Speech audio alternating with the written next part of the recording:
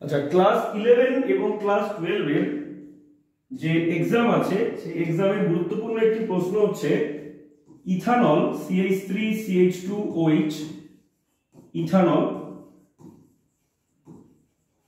Ethanol এবং হচ্ছে phenol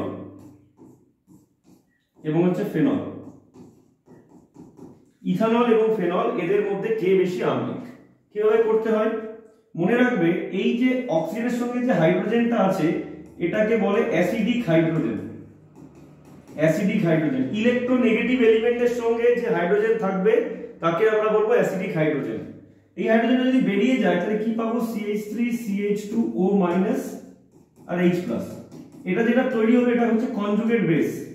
ইথানলের conjugate base, যখন কোনো কম্পাউন্ড থেকে তার অ্যাসিডিক হাইড্রোজেনটা বেরিয়ে যায়, বেরিয়ে যাওয়ার পরে যে নেগেটিভটা পড়ে থাকে ওটাকে বলে কনজুগেট বেস। ফেনলেও অ্যাসিডিক হাইড্রোজেন আছে, এটা এখান থেকে যদি হাইড্রোজেনটাকে বার করে দিই তাহলে পাবো হচ্ছে এই জিনিসটা O- আর H+। এটাও কনজুগেট বেস। এর নাম হচ্ছে ইথক্সাইড আয়ন, এর নাম হচ্ছে ফেনক্সাইড আয়ন।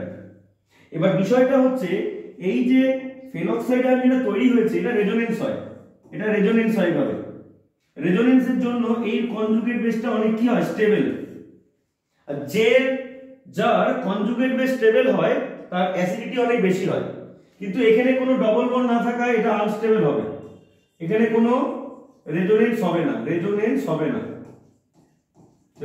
হয় না, যার কারণে এটা আনস্টেবল হবে।